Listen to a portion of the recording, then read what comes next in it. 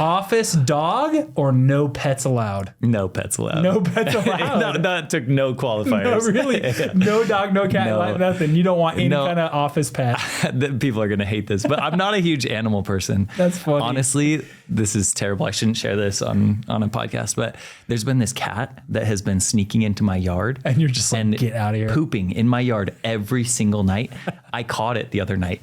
I put out a trap and caught this cat. You caught the cat? Yeah. What did you use? Literally, like it was like a raccoon trap. Oh. Yeah. Put some pest control guy over here using pest extermination techniques on a cat. Yeah. Oh I mean, I did let it go, but just to like show it, like, see, like, get out of here. Yeah. That's hilarious. Teach it a lesson maybe. And it hasn't come back. You got all the cat lovers out there, plug your ears. I know. Yeah, sorry. I apologize in advance. Don't hate me in the comments.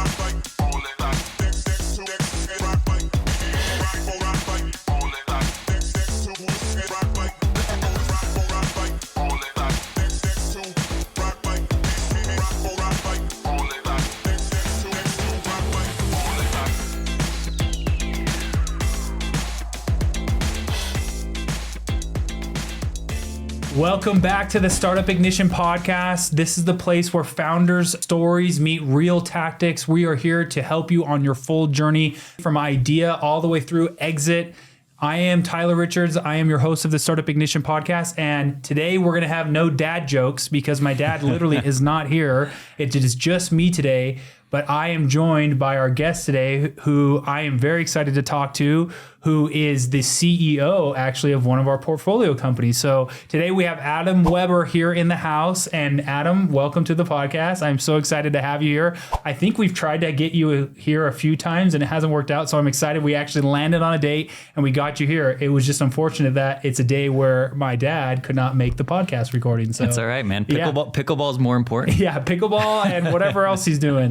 No, so I have a bio for you, Adam, and I'm going to read it for everybody just so we can kick things off so everybody knows who Adam Weber is. I didn't write this for the record. No, you did not. So I'm you know who curious to hear did? this. You know who did?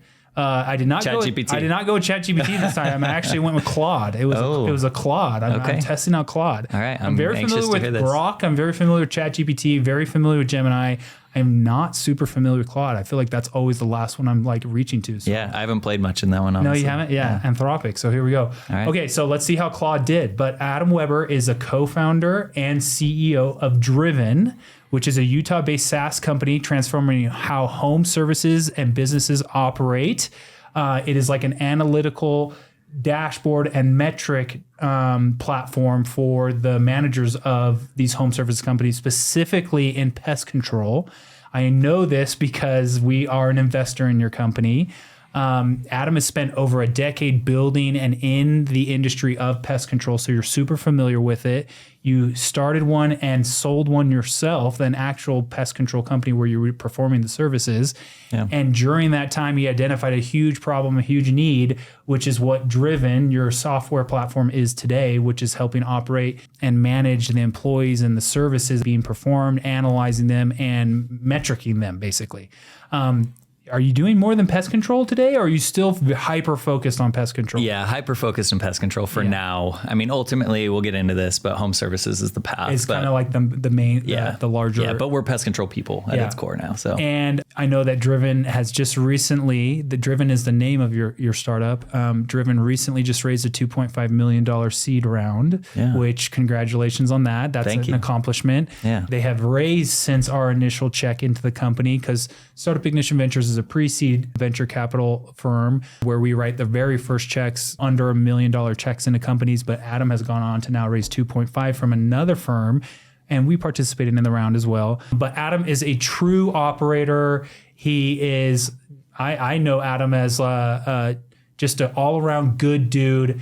More recently, apparently a very good golfer, because I got a text the other day. Hey, I'm at this golf tournament with one of the CEOs in your portfolio, and he just made a hole-in-one. Yeah. So apparently Adam's just all around arrow in his quiver for every single thing in life. Well, I mean, we should caveat that real quick. You've golfed with me as well, so that was a fluke thing, total luck, but beautiful. But hey, cool I mean, that you have to be aiming in the general direction for that to even happen, right? That is true. It didn't bounce off a rock and go in or something. Yeah, it's still a good shot, I'm sure. Yeah. But yes, all around good dude. I know Adam's wife. We've gotten very close since our investment into his company. good, gritty, hardworking entrepreneur and obviously executing in the SaaS arena. So welcome, Adam, to the podcast. I'm excited to have you, and honestly to have you all to myself today. So this is going to be fun.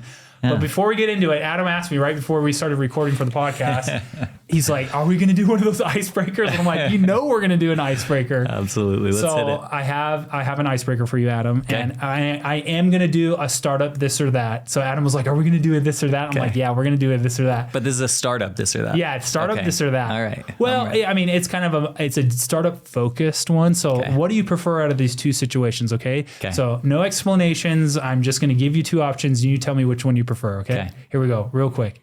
Slack message or face-to-face convo? Oh, this is tough. Does it depend? It depends on the person for sure. I'm thinking of specific people on my team and they'll watch this, I'm sure. Some of them Slack, some of them face-to-face. Yeah, but honestly, I mean, I would probably go towards face-to-face or at least a Slack huddle, right? As opposed to like a Slack message. Slack huddle means huddle? Like the video thing? Yeah. So instead of sending a message, you click huddle and it pulls up everybody. Voice. Yeah, it's kind of like a FaceTime, a group FaceTime. Yeah, it just allows me to be clear in my communication, and there's so much nuance in text. Yeah, and like else. Facial expressions or the way, like yes versus yes is way different, right? And especially depending on, I mean, I'm giving you so many qualifiers, but depending on the type of conversation, right? If it's real, if it's deep, if it needs face-to-face something, then for sure. Okay, bootstrap or funded? Yeah, I mean, 3 years ago, I would have said bootstrap. Yeah. Right? Because that's all of the businesses that I'd ever been involved with were all bootstrapped. Oh, yeah. So this is your first kind of venture capital. Yeah. I mean, we raised like $500,000 from an angel fund, Park City Angels, in my first business. But even that was pretty bootstrapped and they like tranched it like crazy. Yeah. And so...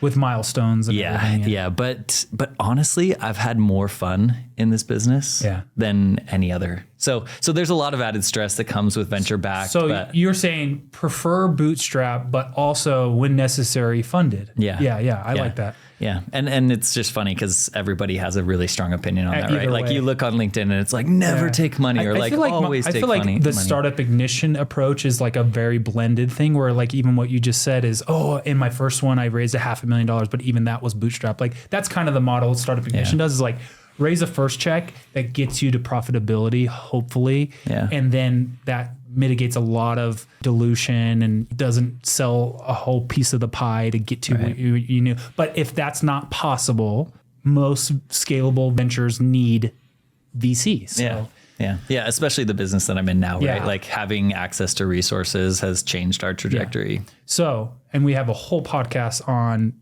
elephants versus unicorns and the difference between pushing profitability up as early as possible versus pushing it down the road and raising money instead of getting to profits. So, I have tons of thoughts on that. So we could probably talk about that for hours. Okay, here we go. Office dog or no pets allowed? No pets allowed. No pets allowed. that took no qualifiers. No, really? No dog, no cat, nothing. You don't want any kind of office pet. People are going to hate this, but I'm not a huge animal person. That's funny. Honestly, this is terrible. I shouldn't share this on a podcast, but there's been this cat that has been sneaking into my yard. And you're just like, get out of here. Pooping in my yard every single night. I caught it the other night.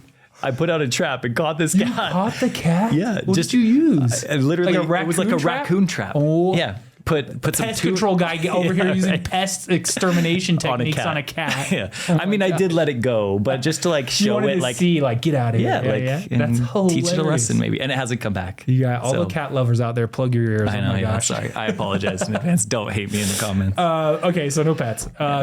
Pivot early, like at the first sign of needing to pivot, or die trying to get there.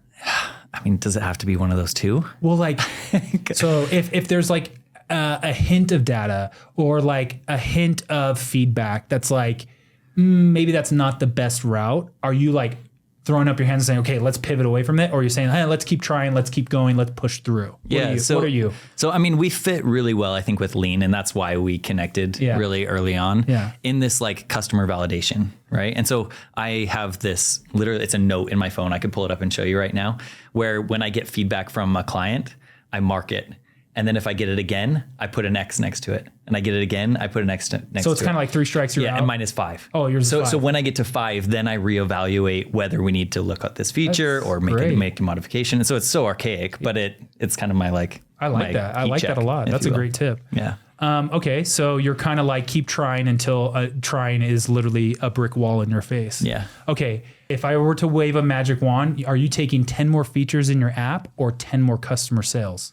Oh, sales. Sales. Hands down. Sales. Yeah. Revenue is the life of a revenue startup. Is king. Yeah. Yeah. Okay. I like that. Because I mean, your product's probably sellable. Maybe an earlier entrepreneur would take 10 more features because then that would unlock more than 10 sales. Yeah. I don't know. Yeah. And my CTO probably hates that I would take the sales, right? Because I did it. And that's a story for maybe later in the conversation. But we took sales way early. Yeah. And honestly, in hindsight, it was too early. But we onboarded, like we tried to onboard so many clients when we had no product. Yeah. And it ended up. I remember the reason why we liked what you were doing so much was because of the connections and traction you had early on in sales. Yeah. It was like you could like flip a switch and you'd basically have 10 customers. Yeah. And that was really attractive because you had basically pre-vetted all these guys that were basically clamoring to get on the product. Yeah. It was just a matter of building it out. Right. Which is a good problem to have. Yeah. Because a lot of entrepreneurs have the inverse, which is they build this product and crickets chirp and they have no sales. That's death. That's a nail in the coffin. Yeah. And that was never going to be us. Like I would never, it's just not part of who I am. Like I would never just build something because I think it's valuable. Yeah. And we'll get into this, but I've been in so many different industries. Like I don't care about, I hesitate to say this. I don't care about the product all that much. Yeah. I care about the process and the resources and the opportunity that can come from that. And the market. So, yeah. Okay. Utah soda shops or energy drinks? I see you're sipping a Red Bull. I literally have a Red Bull in front of me. So absolutely energy drinks. Yeah. You're not doing the whole Utah mom thing with the Utah soda shops. And I'm like a diehard Red Buller. Red Bull. Yeah. I actually really like the Rockstar lemonades. Have you had those? I haven't, no. They're the orange or yellow. And now I think they have a few other flavors, but they're not carbonated. Oh, okay. They're really good. That's interesting. Yeah, they're great. People always try to push all the other ones on me and I'm like... I grew up like when I would go snowboarding, it was like an OG Red Bull. Well, that was the only thing that was there. That was the only thing you grabbed for in high school or even in like, college. It was like Red Bull was the only one that existed. And then like Monster and a ton of other ones come on the scene. And now it's like a huge part of startup culture. So for sure. Yeah. Okay. This one's kind of off the wall. Are you ready? I'm ready. What do you hate worse? Oh, geez. Bugs in code?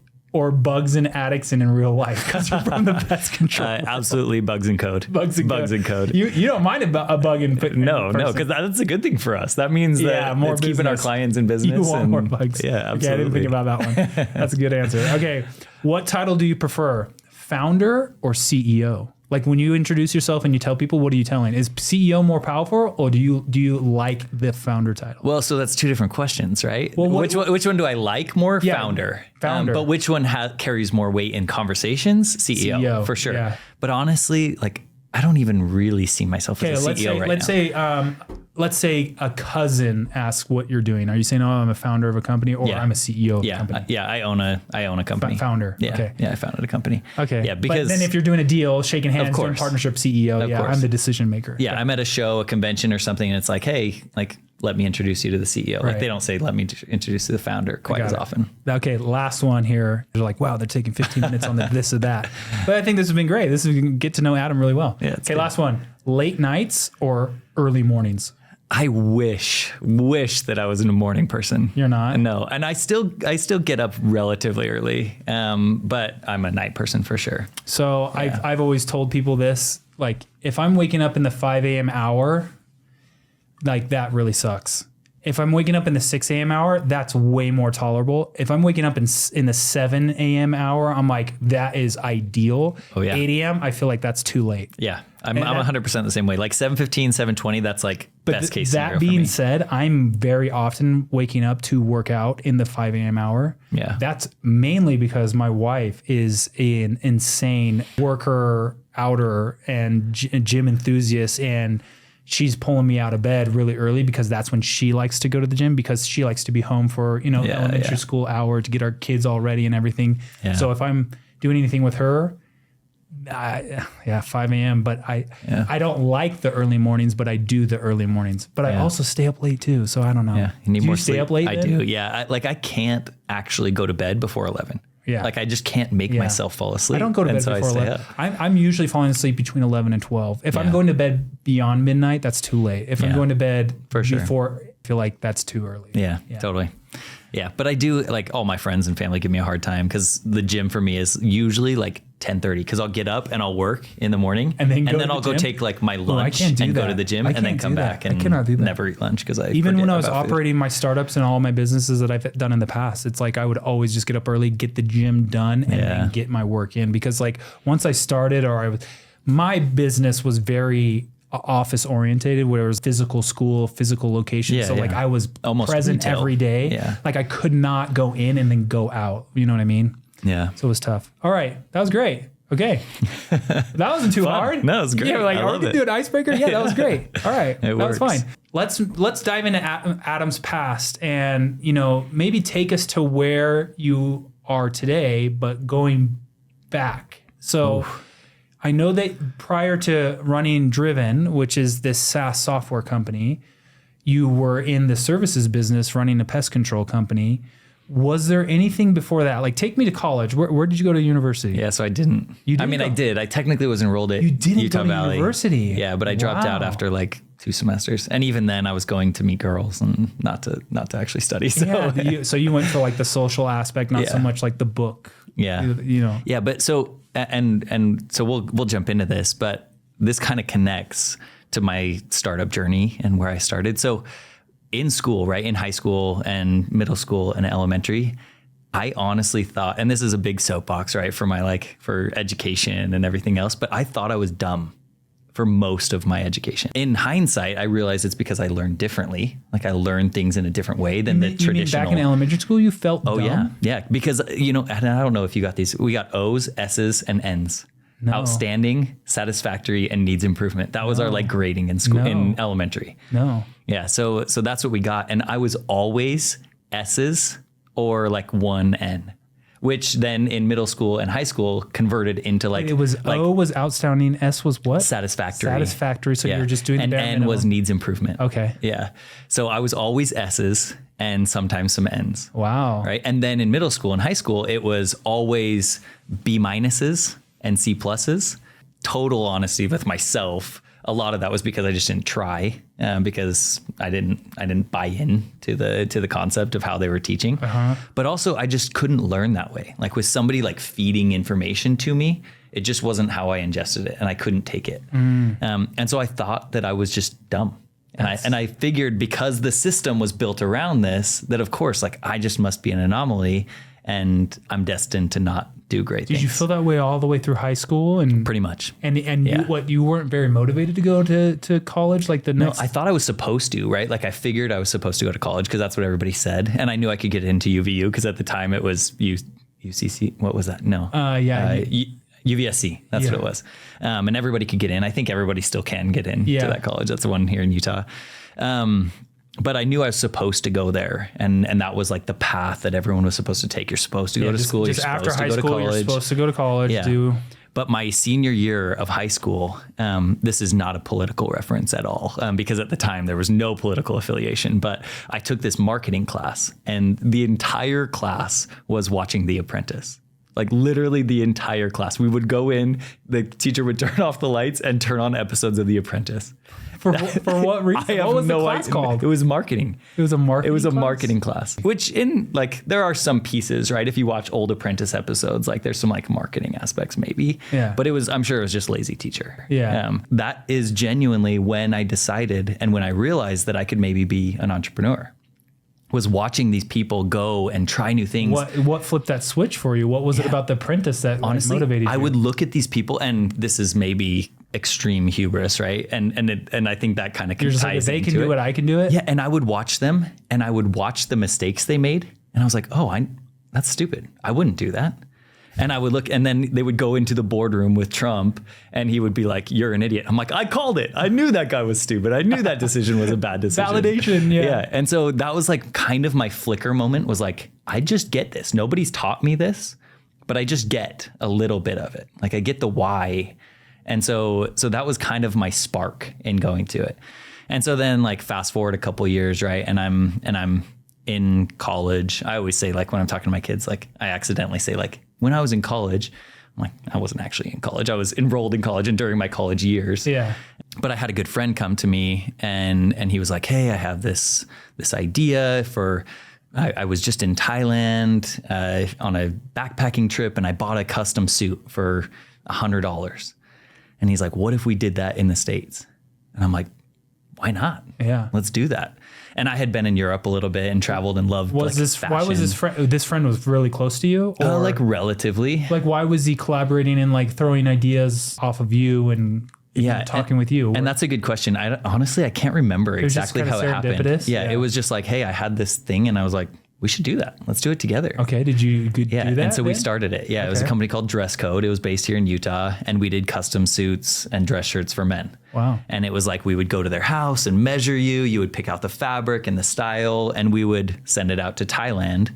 And that's another crazy story. We decided we were going to do this, and we're like, let's just go and figure it out. So we convinced 50 of our friends and family to give us $100 each. Oh. And we bought one-way tickets to Thailand. And so we flew to Thailand, and we're like, we can't come home until we have 50 suits for $100 for all of these people. And so we just went around Bangkok. So wait, you went into family and friends and said, hey, give me $100. I'll get you a custom suit. I'll bring you a custom suit back. Yeah. Yeah. And we watched YouTube and like figured out how to measure and like all of this stuff. And we're like, we'll just come back with a cool suit. Like, you just have to trust us, but we'll come back with a cool one. Cause they couldn't pick fabric. We didn't have any of that stuff or style. And so we just vaguely measured them and flew over to Thailand. And I think we were there for maybe like 3 weeks and came home with a relationship with a manufacturer, somebody who was going to make these suits for us. I think we made those suits for like $98 each. So we didn't make anything, right? But we stuffed our suitcases full of them and came back and delivered them, and they were garbage. Like, none of them fit. But it was like our initial jump into this space. Were your family members and those who asked for the suit like, what was this? I mean, probably. Yeah, I'm sure they did. It was a long time nice to your ago. face. That's funny. Yeah.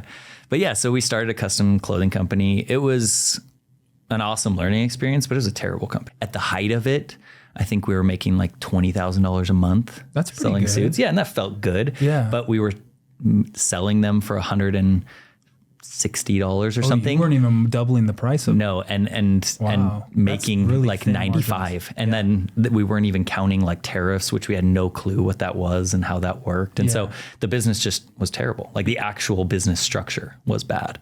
So we ended up raising money though from Park City Angels. Long story short, I ended up leaving the company, and I ended up getting bought out for like $20,000. Like, that was my buyout of my equity. Yeah. And what was the story there? Why were you bought out? It was, I mean, the short version of it was there was just partner relationships. The co-founder that I started with, it just wasn't a good fit for either of us. And we were young and stupid and just had no concept of what that really should look like. But he wanted to take it and keep going, and you wanted to say, okay, I'm just throwing up my hands here. I'm kind of done with it. Yeah. It just wasn't a good fit. How did that end up for him? Honestly, I don't actually really know. It just ended up not existing at some point in the next like 2 years. So I don't really know, like, he and I haven't talked a ton since. Were you guys 50-50 on that business? Yeah. That's the problem there. Yeah, it is. Yeah. And that's actually a conversation. I saw John's post a little while ago on LinkedIn, responding to somebody. And were you like, and we've learned from that. Yeah. Those absolutely. Are 50-50 or third or quarter are always bad. There just needs to be someone who has the final say on things. Totally. And especially when you're 21. Yeah. Right. Like, now I'm not old, but I'm 36 now. Now I have a little bit more maturity and concept around how to make decisions. Yeah. At the time, 21, and making $20,000, even though we were making like $1,000 maybe. Yeah.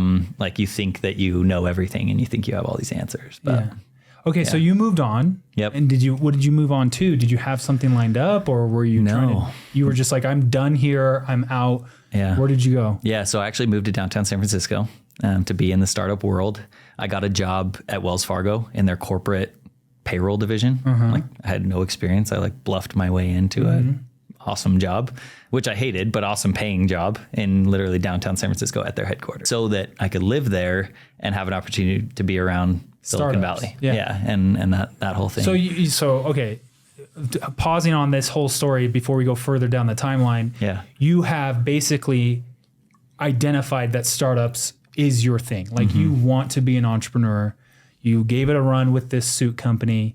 You said that didn't work out. The mecca of startups is in Silicon Valley. I need to be in San Francisco. So you've decided, I'm going to do a startup, be an entrepreneur some way, shape, or form, without really any true plan. Yeah. Tell me about this job though. This is no knock to you, right? But at the time you have a failed suit business startup that you had co-founder problems with and you left basically with nothing. Yeah. 2, you have no degree and you have no financial background. Yep. You had just told me that you felt like an idiot in elementary school and high school. Absolutely. Which I'm honestly shocked about all this because I have a very high opinion of you, Adam. Like, you're a very smart dude. You're very with it. You're very witty. You're very smart. How do you get this Wells Fargo job? And what did you tell them in the interview to say, yeah, take a chance on me? Because I feel like there's a lot of filters in the normal 9-to-5 job world where you're trying to compete against a lot of these other degreed folks and other people who are probably dying to have that kind of a job. Yeah. What happened? Yeah. So, I mean, to answer that question, you got to step back a bit. So when I started Dress Code, the suit company, that's when I realized that I was smarter than I thought I was. That's when I realized that I could learn in a different way. Yes, it was a failed business, but I learned at an incredible pace. Right? Like, we were figuring things out. We were solving problems. We were figuring out logistics of international shipping and distribution and sales and all of these things. And we ran that business for 2.5 years. So it wasn't like a crazy short time. And it was enough for me to learn and to develop what I now call my irrational confidence. Right? Like, and that's something that has carried on into today. But that answers the question that you just had. Right? So then I went to this point and I'm like, hey, now I know I can do anything. I can't, but I think that I can do anything. Yeah. And so I go into these interviews just knowing I'm the better candidate. Yeah. Regardless of my background, because I'll figure things out in a way that's better than the next person. So what did you call it? Irrational what? Confidence. Irrational confidence, which is like uninformed optimism. Yeah, that's another great way. Have you heard about the 5 stages of like behavioral change? Yeah. And it's very common to think of like entrepreneurs whenever we're starting anything, we're very uninformed optimists, right? Where we are trying to, or think that we can do anything, right? Yeah. But then we start learning about the market, or we start learning about the industry, or we start learning about, the customer, and we start becoming an informed pessimist, right? Because we say, oh, this is way harder than I thought it was going to be. And so there's kind of these valleys and peaks of like information and, self-confidence and behaviors that every entrepreneur goes, because it's just so funny that you call it, what did you call it one more time? Irrational confidence. Irrational confidence. And I think to that point, like, yes, there's a time for that, right? Yeah. That pessimism. But even, I mean, I've had failed opportunities, and we'll jump into those, I'm sure, but other businesses that have failed. And even in those moments, and they suck. And like tear, like cry, like my life is in the tumble, but at the same time, I know that I'll figure out a solution. Yeah. Like, I will figure out the next step. If I have to go back and find another job, I'll go do it. Yeah. But I know there is something that will come after that. And so even in those terrible times, something about me in my wiring just tells me that I'll figure it out and I'll get there. Another insight to that is I feel like we're very similar in that approach, in that like we're cup half full type of people. Yeah. A lot of people will look at a situation and only see the failure. What they say is that people who have high anxiety or have high pessimism look at a task that needs to be done, and they look at the work that has to be done within that task, versus optimists or positive people usually are looking at the reward at the end of the work. So they don't even pay attention to the work. They only look at the reward that they're going to get from the work, where most people who are down in that mentality, look at the task in front of them. They look at the hard work, like, oh man, to be an entrepreneur and get the success and everything, it's like I have to do X, Y, and Z, versus like the entrepreneur who's like an optimist is like, dude, if I just do this, like I could have infinite wealth, or this exit, or this opportunity, right? So that's like the mind shift. It's like the same thing, but just looking at the task at hand a little bit differently. Totally. I tell my team that all the time now. Yeah. And whenever I'm interviewing somebody to come in, you got to look I'm like, you crap rolls downhill, right? I get that it all comes to me, and that's okay. But when you come to me with a problem, I need you to come to me and say, hey, this is the problem. These are my proposed solutions, or these are the things I've tried to do. What do you think? Yeah. How can we get through this? Not just like, here's the problem, help me. Yeah. Like, that's not what I want. I want that positivity. I want that support, and then we'll figure it out. Okay, not to beat a dead horse here, but you still haven't told me the actual how you got that Wells Fargo job. But that's another time for another story, because I don't want to spend the whole podcast on that. I'm just flabbergasted at that though. Okay, so you get this job in San Francisco. Do you kind of plug into that ecosystem? Totally. How was that? Yeah, it was incredible. And I met somebody there. His name's McKay. He's an incredible founder. He started baby.com.br. It was like a Brazilian baby supply company. He started a bunch of startups since, and incredibly successful. How and did a you really get plugged good friend. in? What was your plan of attack? Okay, you're going to San Francisco. You're in the heart of Silicon Valley. You have no one, know nothing, have nothing going on. What did you do? Yeah, it was meetups. Meetups was new, relatively new, I feel like, at the time. And I don't even know if it exists anymore. Does Meetup.com? Yeah. Oh, does yeah, it for still, sure. Do people still use that? Okay. Yeah. I haven't used it in a minute. But yeah. So you in just San Francisco, attend I'm like, events. I'm just going to go to everything. Yeah. And so I started going to all these meetups, started getting connected. Anything that was free, you're going to. Oh, yeah. Yep. Yeah. And so started getting connected, started working on a startup there. It was actually called... Yeah. Anyways, it was a concept around a localized marketplace. In big cities, you have to leave your apartment complex, walk 3 blocks, go to the corner store to be able to get a gallon of milk, right? A pint of milk if you need it, or ice cream or toilet paper or diapers or whatever that is. So it's called Knock. And it was this concept of we would self-supply all of these things within each apartment complex. So it's almost like Uber concept. So people could have all these items in their apartment, list it for their complex, and say, hey, if you need this, I went to Costco and I picked up some extra toilet paper. Anyone can buy it from me. They come down to their neighbor's house, knock on the door, and buy it from them. It all happens within this localized marketplace. Super. And it only works in a big city environment, right? It doesn't work outside of that.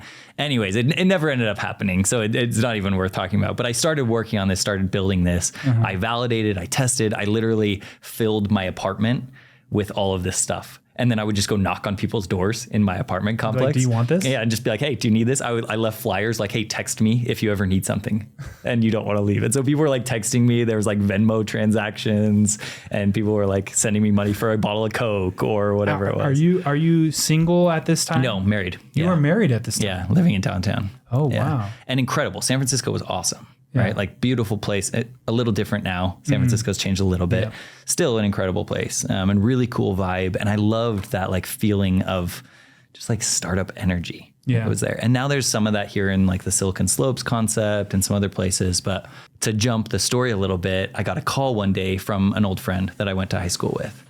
And he called me up. I'm in my apartment, 37th floor in San Francisco, living this startup life, cool energy.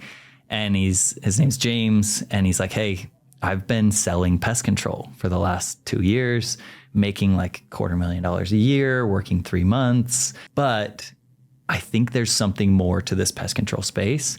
I want to start a company. I know how to sell. You know how to run a business, because he'd known, and we'd kept in contact with some of the things that I was working on. And he's like, would you consider starting a company with me? And I get off the phone, and it's just yeah. Let's do this. So I stop what I'm doing. I leave San Francisco, downtown San Francisco, to move to El Paso, Texas. 2 weeks later. How long were you in San Francisco for? Just over a year. Really? A lot of that was for not a lot, right? You kind of took that year in San Francisco to get to a startup, be a co-founder, do your own thing, get plugged into the ecosystem, which I feel like you did a good job of. But at the same time, it's there really wasn't any end result from all of that, right? Yeah, not necessarily. This guy that called you was a friend from high school. Yeah. No connection to San Francisco. Yeah. And he was in Texas at the time. Yeah. And I honestly don't look at life really that way. Just in general, I've lived, my wife and I lived in 7 states in the last 13 years and 10 homes. And it's just been hey, whatever the right opportunity and the thing that feels the best. I'm this advocate of trusting my gut, and it's generally served me pretty well. Yeah, just jump on. Just take opportunities. Yeah. And go with them. So yeah, 2 weeks later, moved to El Paso. I literally don't tell people that I lived in Texas if I know they're from Texas. I say I lived in El Paso, because most people from Texas don't claim El Paso. Yeah. Because it's far, far west Texas, out in the corner. We start a pest control company there together. we're not a door-to-door operation. And so I know in Utah, that's a big thing, and he was selling door-to-door, but he wanted to do it differently. We wanted to build this like customer base of retention. What was the plan of attack? What was like the go-to-market strategy? How did you guys start getting business? Yeah. What people don't realize is like 95% of the pest control space is not door-to-door. Yeah. It's really like mom and pop traditional companies. And so we did flyers, we did billboards, we did knock some doors, but not in like a door-to-door sales approach, right? Like we were just making contact. Yeah, making contact, which any business could do. I do the same thing. I do it through expos and other things now for SaaS, but you just want to get in front of people. Yeah. And so we did that.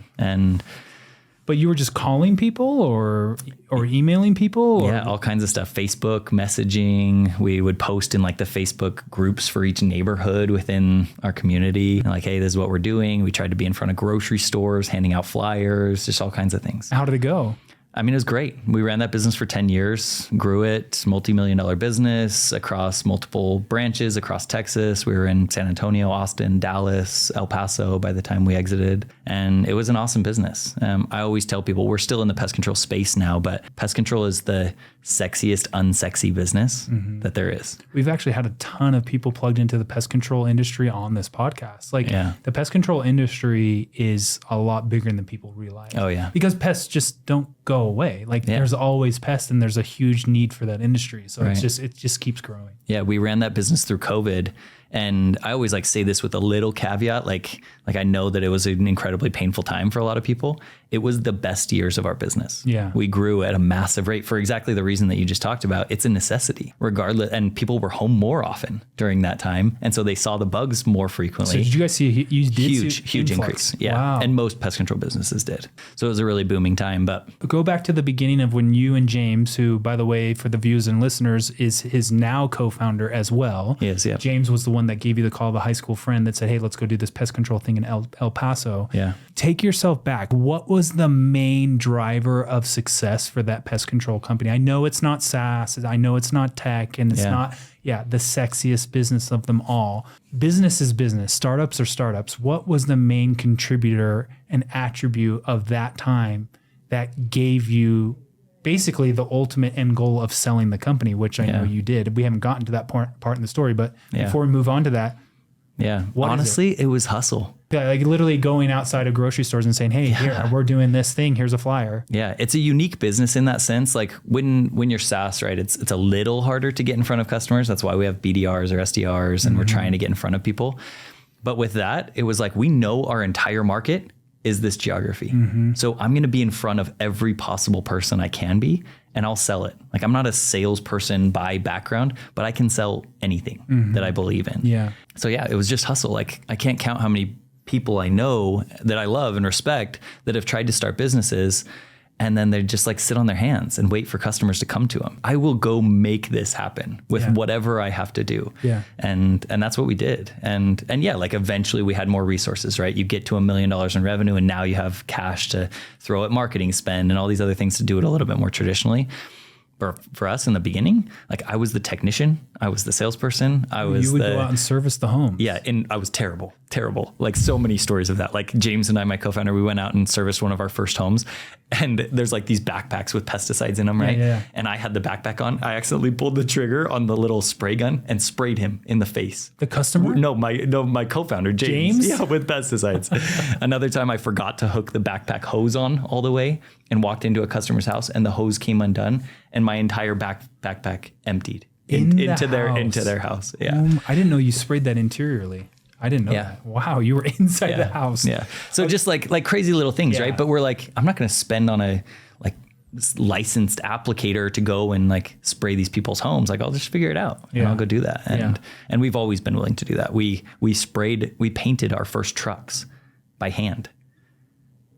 Yeah, we literally lined my garage with plastic and got like these little spray guns and little masks and bought what we thought was automotive paint and like sanded down a Ford Ranger and sprayed it white so that we could have white trucks instead of this bright blue that we bought. For those who are not watching and just listening on Spotify or wherever you listen, I am like silently laughing to this story. I'm just imagining you and James sanding down a truck and painting it in your garage. Yeah. I still have stuff. I still have cleats that were in a box in my garage that have white paint on them from like the white paint like floating down onto this box of cleats. They're my baseball cleats. I wore them in just a couple weeks ago. That is hilarious. Yeah. What did you paint it? You just painted with your logo or your colors? No, just white. It was just white. We just wanted a white truck so that we could have. Why didn't you just buy a white truck? Because we couldn't find one for the right price. We found this Ford Ranger that was like a stick shift old Ranger, and it was bright blue, and we're like, that just doesn't fit. But it was like $1,000 instead of $5,000. So we're like, we can buy this truck, pay it for, or spray it for $500, and just like have a white truck. Yeah, pretty much. That's awesome. Yeah, but the whole interior, like when you open the doors, you could see the side of the door, you know, and that was still blue. But the outside was white, and so all of our customers thought that it was white. No, because it took too much work to like open the doors and tape it out. This is a service truck. Yeah, that's hilarious. It was great. Okay, that's awesome. Okay, so you founded this pest control company, which was called what, by the way? Fulcrum. How did that end up? I mean, obviously you learned a lot of lessons there, and we could probably really dive into that, but I'd love to get to current time so the listener and viewers who are listening right now, they can hear about your actual startup, your current startup in the SaaS industry. Yeah, totally. But how did that end up? Well, side note that, again, we could go down these rabbit holes forever. But during that time, during those 10 years, like 5 of that were absentee ownership. So we built this business up. It was doing incredibly well. And we're like, why not try some other things? And so I ended up starting a porta-potty rental business. Totally side note. We're not going to go down that road. Incredibly profitable business as a side note. Yeah, I bought 20 porta-potties out of the blue. Because I called a construction company. I was like, hey, I can rent these porta-potties to you. How much do you pay? And they were like, it was like $200 a day. And I was like, I'll do it for $100. And they're like, okay, we need 20. So I bought 20 porta-potties. And how much is a porta-potty? It was like $300. And per porta-potty? Yeah. And you could rent them for $100 a day? A day. Why would... It's crazy. It's an awesome business. If you are listening to this, go do that right now. But some terrible stories, because I also had to buy the big pump and like literally the suck and service them and everything else. So yeah. Was that a truck pump or what? I literally had it built onto a custom trailer, like a giant pump with a gun and a big hose. And how was it powered? By gas? Yeah, it had a gas powered motor on it. Yeah. Wow. Yeah. But so I started that. I ended up selling that, moved to South Carolina. Ended up starting what's called a DSO during that same time, a dental service organization where we would buy dental practices. We bought 3 of them. We won't go down that road. That was by far our worst. Why? Just really business. Capital intensive and super capital intensive. We invested a ton of money. We had to get loans like SBA to be able to purchase these. Yeah. And it's an awesome business, but it's just tricky. Like doctors are tough to work with. I love doctors. No shade, but it was just a unique business and something that we weren't prepared for. So we sold that at a major loss later down the road. But yeah, so there were a couple other ventures during that time. Did you have partners in that DSO? Yeah, there were 3 of us. Yeah. James actually was involved in that business too. So James and I have been intermingled. So was this pest control company spitting off a lot of cash or something? A fair amount. And so that's why you said, okay, we got to go put this into other things and diversify and build up. And honestly, we just got bored. Which was stupid because we had this awesome cash opportunity and we could have kept growing and kept expanding the business, and we just got lazy and bored. Yeah. And so decided to try some other things. But ultimately after those, we came back and we're like, okay, if we're going to do this, double down. Yeah, let's go back into pest control. So we offloaded everything else, went back into pest control. And this is where the story kind of becomes what is now Driven. We started wanting to understand the business. And so we started looking at all the data that we had, all the resources, and we were like tech savvy pest control company owners, right? And so we had our tech stack was like 6 wide, from our CRM to GPS monitoring tools to voice over IP and review collection, all of these pieces that were there. But it was taking me like 15, 20 hours a week to collect and interpret this data. And that was just me. Yeah. And that was just to know it, just to have it, not to interpret it, not to actually like execute on any changes that we wanted to do, just to have it. That's where the initial versions of what is now Driven came about. And we're like, hey, there's got to be a better way. Remind all the listeners and viewers, everybody paying attention right now, what is Driven? Yeah. So Driven, and your description of it at the beginning was pretty good. Okay, good. But we have pivoted a little bit. So instead of a data analytics platform, we now call ourselves a performance management tool, because our goal is to make people better at their jobs in whatever job that is, whether that's management or the end level, right? In a pest control company, there's technicians. They're the ones that are out spraying your home. There's CSRs. They're the ones answering the phones. There's salespeople that are out selling it. And then there's management. And our vision is collect all that data, interpret it, analyze it, and then feed it to the individual in real time so that they can actually make behavior changes. So basically from your pain of owning and managing a pest control business and you spending 15 to 20 hours a week just collecting data and trying to interpret it yourself, you said there has to be something that can do this. Yeah. There really wasn't, so you built it. There truly wasn't. And there, like Domo existed, right? Domo's like a top level BI dashboard and they're incredible at what they do. But for a pest control company owner to spend $50,000 on an enterprise Domo solution is totally impossible. Like it will never happen. And it's so complicated for them to try to understand that they'll never do it. So you said, wow, there's this opportunity. Yeah. And in that moment, I mean, did you validate it first or did you ultimately say, oh, I got to offload this pest control thing and I want to go all in on this software thing? Yeah. We didn't even know it was an opportunity. We were just building it for ourselves. Oh, so you just started building it? Yeah. Yeah. We're like, hey, this has got to be valuable because we need it. And so we started doing it. Built it internally at first. Okay. Yep. Yeah. And started testing it on our own employees and started seeing some real behavior changes, which is the driver of success, right? Like as an owner, I can think that I have all this impact on the bottom line of the business, but I really don't. But it's actually enabling the employee. Yeah. And especially in a service business, like those are the people. They're the only driver of success in this business.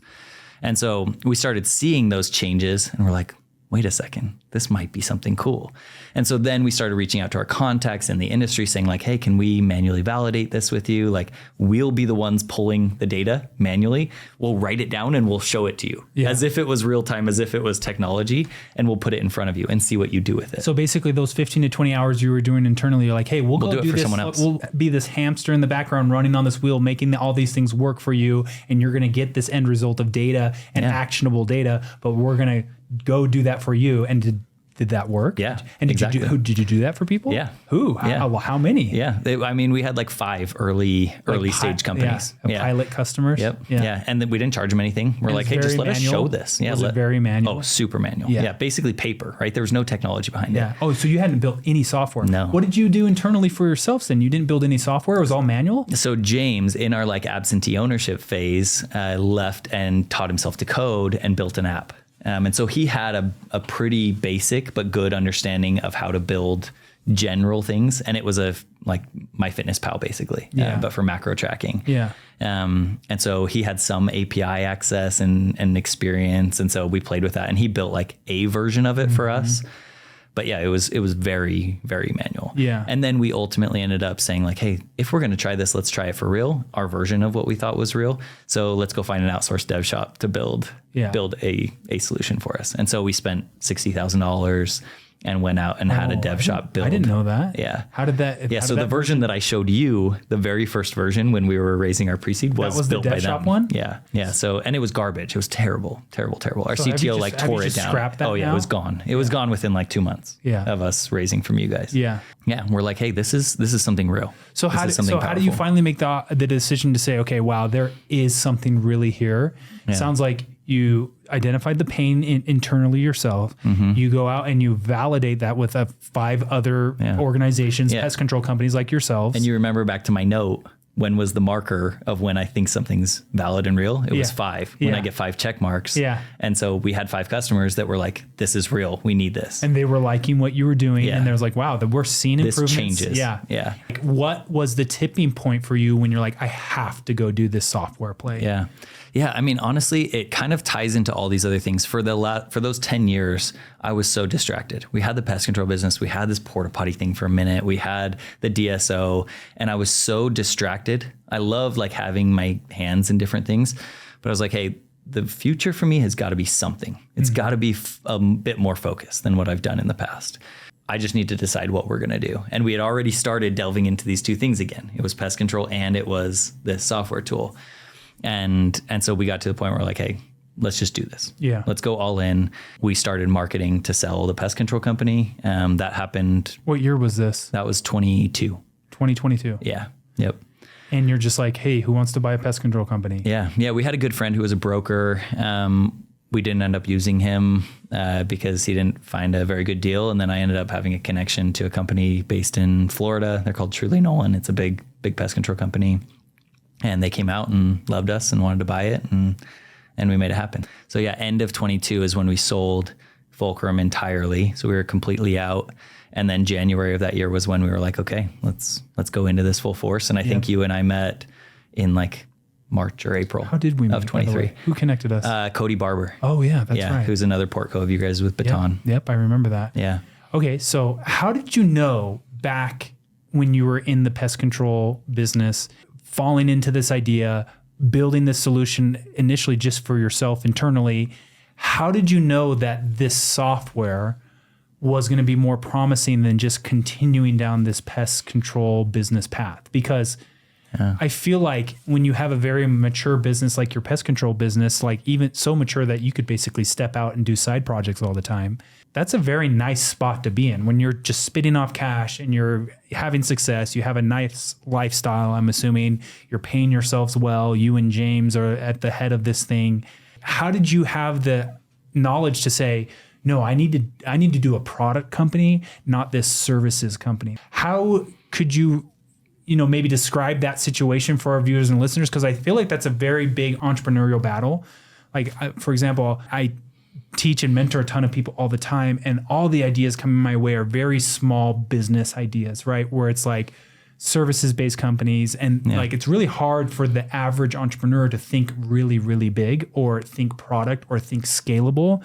But I feel like you innately just thought, I know I have to be in software, or you just attracted to technology. What was it? No, it wasn't really software. It wasn't tech. This is another little soapbox of mine, and this makes me sound like an idiot when I was growing up. I swear I wasn't this dumb, but I thought all growing up that creativity meant that you were an artist, or meant that you played the piano, or meant that you could do any of those like traditional creative things. Mm-hmm.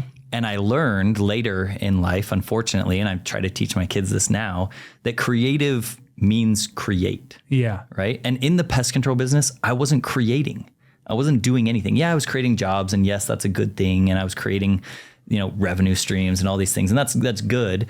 But I wasn't creating anymore. I wasn't building anything. Was it really just an internal decision of like, I want to be more creative than 100%. What I'm doing? Yeah. Wow. And tied with the fact that I knew this was something big. I knew this could have a real impact on the industry when no one else had done it. I think after you talking to those customers and validating their pain and problem as well as yours, you're like, oh, wow, I'm not the only one with this problem. So you saw the writing on the wall by saying, this market is huge that we could be servicing. Yeah, and I knew the space. I knew there was value. This wasn't just like, hey, like some pest control company came to my house and I was like, oh, that'd be cool if they had this, right? Yeah. Like I'd been in the trenches and I knew it. And so yeah, of course that added confidence to what I wanted, but I knew that I was made to create more than what I was doing at the time. And so yeah, honestly, it wasn't even like a question for me. Yeah. And that maybe again comes back to this like irrational confidence concept, right? Like it wasn't even a question. It was like, of course, if we're going to do this, let's offload. Yeah. I just find that interesting because the average entrepreneur probably wouldn't have thought that same way. Yeah. Which says to your just internal gut feeling and what you think internally. Yeah. And I got a bunch of crap for that, honestly. What do you mean? Like for selling a big business to do something that's crazy risky. Yeah. Like a ton of flack. Yeah. Like saying, why would you do that? Like my family, and I love my family, they're really supportive. Like I have 5 older brothers, and all of them, like I would play pickleball from like 9:30 a.m. to 11:30 a.m. every day when I was running that business. And then I'd go work out from 11:30 to noon. And then I'd go to lunch with somebody. And then I'd, all these things, like my life as far as what people see was awesome. Yeah. And it was like the chillest, like most like relaxed kind of lifestyle. But I felt so unfulfilled. Right. And maybe I'll get to that point again where I want to do those things. But for now, I'm like, no, I need to build. Yeah. I need to do something. I get it. That's a great answer. So you come to us, we fund you, you sell the business, you have a great exit there, by the way. You moved to Utah. Yeah. What was the move to Utah, by the way? What brought you back to Utah? Yeah. So you just wanted to end up here? Yeah, kind of. And like I had family I live in Heber now, right? And I have family up there, and my parents were in Heber Jackson. Is like South Park City, basically. Yeah. Yes. Yeah. And it's beautiful, right? Mm-hmm. Incredible place. My parents lived just outside of Jackson Hole in Star Valley, Wyoming. And it was just like a way to be semi-close to people that we knew. And my kids were getting a little bit older. So you knew when you were doing this next thing, you wanted to be building it here in Utah. Yeah. And then on top of that, like I knew some of the Utah startup scene. And I knew that it was growing at the time and getting bigger, and it's still continuing to get bigger and bigger. And I didn't want to live in San Francisco again, even though I loved it there. And so to say like, hey, if we're going to do tech, we're going to do this, Utah's probably a good place for us with Silicon Slopes. And obviously we ended up meeting you. And for the record, you guys invested like on a hope and a prayer. Like we were really early stage. I still think that we were pretty rigorous in our due diligence with you, right? Like, totally. Like I feel like we asked and demanded a lot of things that you didn't have at the time. But again, I think what stuck out about you and your Pest IQ, now Driven. I remember when it was called Pest IQ. It was, That's a whole other story. We shouldn't even mention that. That name's terrible. I know. But when you brought us the Driven, again, what stuck out was you and your capabilities, your skill, your knowledge, but also it was more so around the market of the idea. I thought the idea was great, but again, business intelligence and analytical dashboards and all those things existed, but I think it was the automatic plug into the market that you were servicing that was really the initial spark for us. It was like, wow, Adam can bring this to his contacts and ultimately right off the bat get sales and start generating revenue on this thing relatively quickly. Where a lot of founders that we meet don't have that opportunity to just automatically get revenue and sales going. So that was very attractive. Yeah, I appreciate that. Now take us to where you are today. You get a CTO, an actual developer who starts building this new non-dev shop version of the app. You start contacting those 5 customers and more of your contacts.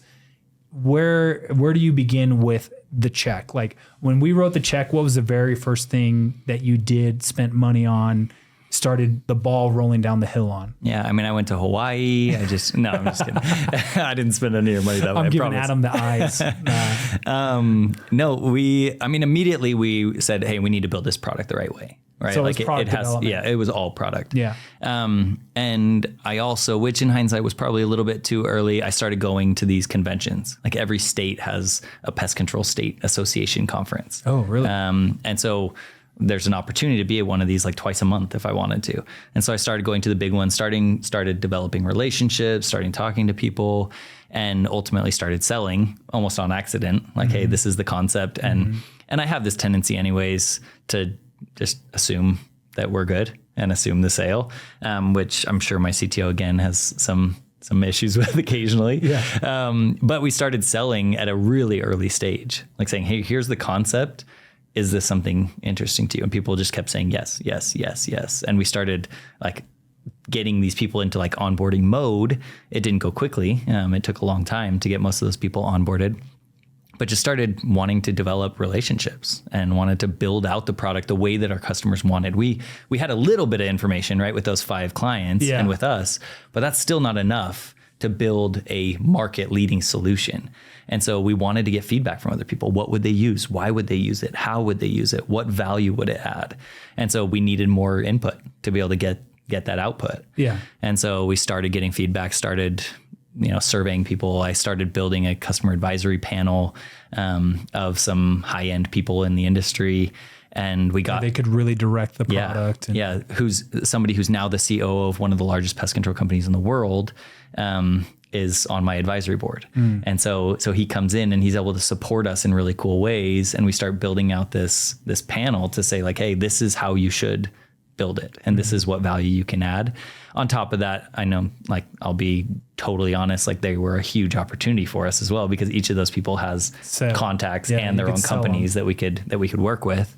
But yeah, just started trying to figure out how we were going to do this. And that's really where we shifted into this performance management tool instead of just a top level BI dashboard that could be compared with a couple other solutions. And it's obviously gone relatively well. I mean, because you don't just go and raise a $2.5 million seed round with no traction, right? So you get it to a point where you're actually onboarding customers, delivering product, changing their own companies, giving them results, giving them actionable data. Take me into the fundraising arena for a second, because I feel like you raised relatively quickly from us. You raised relatively quickly on that next round.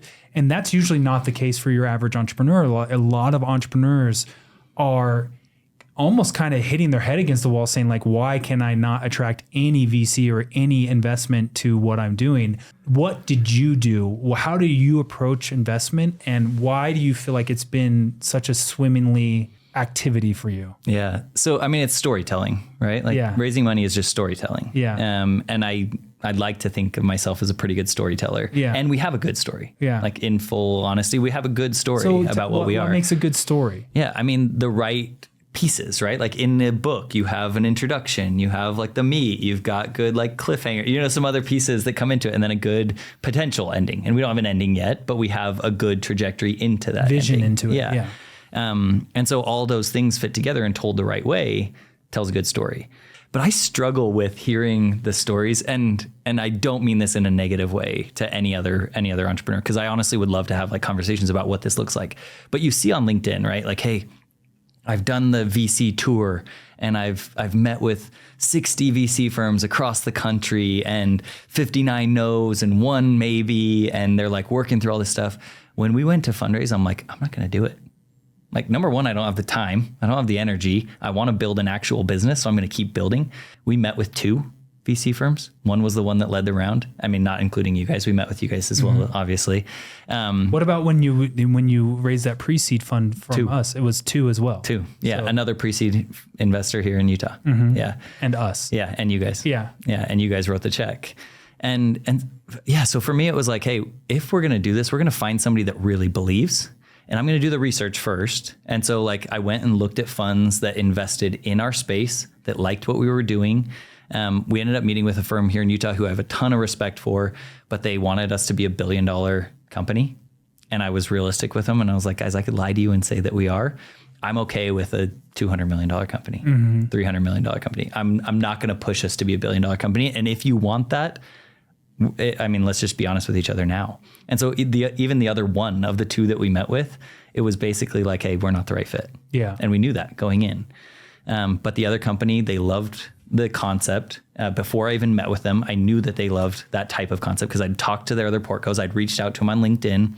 Wow. So it sounds like the answer here is a lot of research prior to actually. Because I'm not just going to go waste my time and fly to Chicago and meet with this investor because I want their money. Like I'm gonna do the work and figure out who actually wants to invest in this space, and then I become the carrot for them. So what did you look for when you went out and set out for that? Help our listeners right now understand, what should they be doing to have a successful roadshow and actually come out with a check? What should they be doing right now? Is it research? Yeah. Is it identifying your ideal VC target or well, yes, but before that even happens, you have to have the right story for the right scenario. In pre-seed with you guys, it was just me, right? And the concept of what we were and what we could be and the work that we'd put into it. That was the story that was appealing to you guys. With the seed round, the story was, where is our traction? What have we done? How have we converted? What is our attrition? And that story matched up. I wasn't going to go raise money if we didn't have the story behind it. Like, there was just no way. I wasn't going to go put myself in front of you guys and be like, hey, we want $2.5 million, but we've had $10,000 a month in revenue and a 12% churn. Kind of a floundering. Yeah. Like business. Why would I even put myself in front of you? So it's research. Yeah. 1, 2 is actually have a healthy business. Yeah, of course. And I heard the word traction in there. I don't know if you've ever heard or seen this video or concept from a guy named Ash Mora, but Ash Mora has a really cool video that says, the one metric to kill them all, it's traction. Yeah. So in whatever shape or form of metric that comes in, you just need to show traction. And if you have traction in whatever format that is, you will kill a VC conversation. Right. And we did. Yeah. And that's why we went. Like, why would I even go to you? I love founders and I have some of this myself. And so I'm speaking for myself and not for anybody else. You mean prematurely going and having those conversations? Yeah, but we think that we have this successful business and we're like, oh, it's going to be so great. It's going to do this. And I believe it's going to do this. The uninformed optimism. Yeah, but VCs don't care, right? Like, you don't care about my vision. You do in pre-seed for sure. But you don't care at a seed round or a series A. Like, you want it to be something that has some motion. And that's a separate conversation for a separate time. I think VC's changed a little bit, less into like early stage vision investing and more into traction investing. Yeah. But even then, we do invest in vision and pre-seed, but still what we have to identify, and my job and John's job, my dad's job, what we ultimately look for is validation. If there's no traction, there needs to be validation that the traction can be there, right? It's like, how many customers have you talked to? How many pre-sales do you have lined up? What does your product actually look like? Is it feasible? Is this a pipe dream, or are you actually going to be able to build this application? Like, it's like we have to determine, okay, what is realistic and what is not. And the more realistic that a startup can be, and the more promising that realism is, the better and more attractive you look, at least in the pre-seed stage. So I love your tactics. And I just wanted to ask you that because we have other portfolio company founders who have had a harder time raising that next check. It is just peeling back the layers and saying, okay, are we actually a healthy business? Do we have something good going on here? Or are we prematurely going out to the VC markets and trying to sell something that actually is not sellable, right? So, and there's a lot of scenarios where you need it. Yeah. Right. And that's not a good time to raise. If you need it, it's dangerous because people can see that and they can sense it and they can feel it no matter what story you tell. Desperation. They can see it a little bit in you. For us, it was like, sure, we'll take your money and we'll make a lot out of it, but we don't need it. We can survive right now. We'll continue to grow. Could you have gotten to profitability without that check? Absolutely. Yeah. Really? There was a no question. So why did you raise? Yeah, because of what it could do for us in the future. Yeah. And we had some people trying to come into the space and compete with us in some unique ways. Yeah. And so it was like, hey, let's just go win. You wanted to double down and get the win. Yeah. Yeah. Yeah. We're winners and we're going to do what it takes to win. Yeah. I mean, your metrics are impressive. I mean, this is nothing that the public can't go and look up themselves, but from your articles at Fundraise, you had 400% growth in 8 months. You had 0 churn, 100% retention. Those metrics had to have helped in the fundraise. You know, those are glowing statistics and metrics that you can go and tell a VC, look at what we've been able to accomplish. Yeah. And I always tell people, like, we have churn now, right? Like, we've had some churn and some things like that. But we were realistic. We're like, hey, we know what we can do. We know what we've done. And if we put this fuel into it, we can turn it into X, Y, and Z. Right. And of course there's going to be hiccups. We've already since funding had some roller coaster, right? Yeah. Every time someone asks me how it's going, I'm like, it's amazing and terrible and awesome and exhausting and everything the life all of at a once. Founder, the life of a founder. But we have that vision and we know what we're doing and we're going to go get it. Yeah. I saw a startup meme on social media like 2 days ago, and it was like this guy laying in bed, and there was just like neurons firing in his head at like, the clock was like 2 a.m. I'm like, dude, and it was like life of a startup founder. It's like, it just never stops because you're thinking about the problems today. You're thinking about the problems tomorrow. You're thinking about what fires need to put out. Everything's going on. So that's just the life. That's the journey of a founder. Okay. Before we wrap up, because we are getting close on time, I always like to ask all of our guests, put yourselves back to the 20-year-old Adam and knowing what you know today. What is the tactic? What is the focus? What is the tip? What are you telling yourself, 20-year-old, 19-year-old Adam, to start your entrepreneurial journey? Like that book that I know you've read it, that book, What I Wish I Knew When I Was 20 by Tina Seelig. What do you wish you knew when you were 20? Yeah, I struggle with that one, honestly, because honestly, you can't summarize. I wouldn't have listened. Yeah. So it doesn't matter. Yeah. Like I would have, and the thing that I tell other people, right, and that I'm inherently good or bad at, I don't know which one it is still yet to this day. The jury's still out. Yeah. But what I tell other people, because people come to me, and I guarantee they come to you probably way more than they come to me, and they're like, hey, I have this idea. I want to do this thing.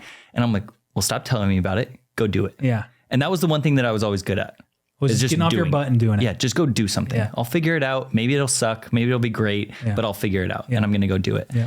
And so like, that's the advice. Yeah. But it wasn't to me because I was already going to do it. Yeah. And I was going to do it. So I tell that to other people, but I wouldn't change the things that I did. There have been crazy highs and crazy lows. I remember at one point it was like Valentine's Day when I owned the pest control company. One of my top executives called me and he's like, hey, Adam, you're going to want to sit down. And I'm like, I'm good. Tell me what's up. And he's like, I'm leaving the business. I'm taking these clients with me and these employees with me, and it totals up to like $300,000 a year. And I'm going to start a new company on my own. Oh man. Yeah. And I remember just like sitting on the stairs in my house, and I'm like, I'm screwed. Yep. My life's gone. Like we literally, like that money is just like wiped away. Yeah. Immediately missing. And I bought a flight for Valentine's Day night, flew down to Texas, get things in motion. And like, so would I go back and change that? I don't even know because, and yes, it sucked. It was like one of the lowest lows that I've ever had. Like I've had people steal from me. I've had people selling drugs out of my trucks when I own a pest control company, like all kinds of crazy stories. Would I go back and be like, hey, don't do this or don't do this or don't do that? Yeah. I don't think I would because it makes me who I am now. And what you know now. Yeah. And it's the learning experiences. Yeah, okay. So maybe not going back and telling your 20-year-old self, but so I like that advice is just do it, like act and actually get off your butt and make things happen. So don't just talk about it or wish about it or, sit down and think about it, actually go put it into action. Yeah. So for the listeners and viewers, then everybody who's listening to this podcast right now, they're like, wow, Adam's story, I'm really relating. I love this. What is the one thing you're telling them? Like someone who's a budding entrepreneur, someone who's building right now, someone who wants to be a startup founder, or someone who is actively building and they're trying to get to that first raise, or they're trying to get to that first customer, or they're trying to get to that version 1 of their product. What are you telling them? What's the one thing that comes to your mind on that question? Validation first. Mm-hmm. Yeah. And there are ways to do it for free. Mm-hmm. I promise you. Yeah. People think like software, you've got to build the tool first. We didn't. Yeah. We didn't build it first. You just went and painted the picture in front of the customer and said, look, we have this problem. We think you might have this problem. It's going to look like this, this, and this. What do you think about it? Right. Yeah. And before we started the suit company, we took paper and walked around UVU campus and asked like 900 kids, what would you buy? Would you buy it? How much would you spend? Yeah. Just to get pricing. To get information. Yeah. Like just to know, is there even a market for what we think there is a market for? Yeah. And 820 of them said, yes, I'd buy it today if it was $150. Yeah. We're like, cool. That's pretty validating. Awesome. Yeah, we have 800 people that just told us yes. Yeah. Now let's go build it for them. And we took down their phone numbers and their email addresses, and we probably sold 500 of them. That's awesome. Later on down the road. That's great. And so there is a way to test before you go fully all in to build it. Yeah. And then once you do test it, like keep going, keep working, just get off your butt and go do it. Well, you know us pretty well by now. Like we're huge lean startup advocates, like that we eat, sleep, breathe lean startup, which means, hypothesizing, testing, validating, concluding on it. That is literally what we teach and preach every single day. I'm interested. Did you believe that way from the beginning? Because it sounds like even doing that suit thing at UVU at your college campus, you were doing that anyway. Yeah, totally. We didn't know what it was. Yeah, you didn't know that it was lean startup. Yeah, that it was like actual a process thing. Or methodologies behind it. Yeah, we just knew that we needed information. Yeah. Like why would I go start a suit company if I didn't think anyone was going to buy a suit from me? Yeah, it seems like basic knowledge, but you'd be surprised. That's like honestly the biggest startup killer is just preemptively building, preemptively buying, preemptively doing things without actually knowing if there's someone who's going to. Right? Yeah, totally. We are going to conclude this. I want to emphasize again how cool and smart Adam actually is. I know he's talked down on himself today, but half the reason I wanted Adam to come on the podcast and I kept inviting him was because I knew he would be such a great insight for everybody here. Because again, I am shocked that you felt so down on yourself. That is not the Adam that I know. So you've definitely upgraded and you've ate the Mario mushroom and then you have upgraded to the better version of Adam. Thank you so much for watching. We're going to wrap up this episode. Adam's journey is a huge reminder of validation, testing, storytelling, diligence, building, getting off your butt and doing it. Yeah, follow him on LinkedIn, follow him on social media. Adam is such a great guy. Like, subscribe here, share this with your friends. Thank you so much for watching, but we are going to conclude this episode of the Startup Ignition podcast.